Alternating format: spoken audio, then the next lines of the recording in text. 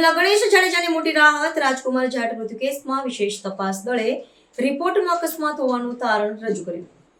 ગોંડલના ધારાસભ્ય ગીતાબા જાડેજાના પુત્ર ગણેશ જાડેજા માટે એક મોટી રાહતના સમાચાર સામે આવ્યા છે.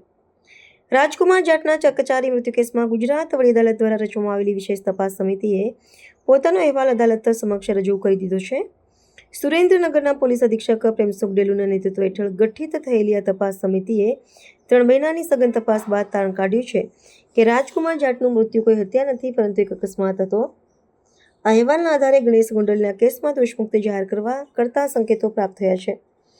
આ સમગ્ર ઘટનાક્રમની વિગત અનુસાર જ્યારે રાજકુમાર જાટનો મૃતદેહ મળી આવ્યો હતો ત્યારે તેમના પરિવારજનોએ આ બનાવ સ્વાભાવિક અકસ્માત ન હોવાનું જણાવી હત્યાનો ગંભીર આક્ષેપ કર્યો હતો. પરિવારની રજૂઆતને પગલે તેમણે વડી અદાલતમાં અરજી કરી હતી.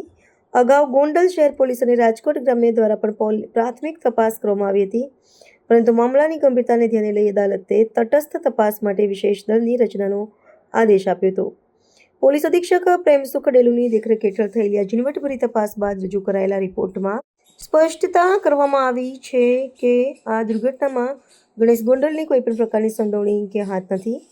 વિશેષ તપાસ દળ દ્વારા રજૂ કરવામાં આવેલા ક્લીન ચીટ રિપોર્ટથી ગણેશ ગોંડલ પર લાગેલા આરોપોનું નિરાકરણ આવ્યું છે. તપાસ અધિકારીઓએ અકસ્માત અને હત્યા વચ્ચેના ભેદને સ્પષ્ટ કરતા પુરાવાઓ એકત્રિત કરીને અહેવાલ તૈયાર કર્યો છે, જે સાબિત કરે છે કે આ બનાવ માત્ર એક દુર્ઘટના હતી. અદાલતે આ તપાસ અહેવાલને રેકોર્ડ પર લીધો છે. હવે આ મહત્વપૂર્ણ કેસની આગળની કાનૂની કાર્યવાહી અને વધુ સુનાવણી તારીખ 29 જૂન 2026ના રોજ હાથ ધરવામાં આવશે.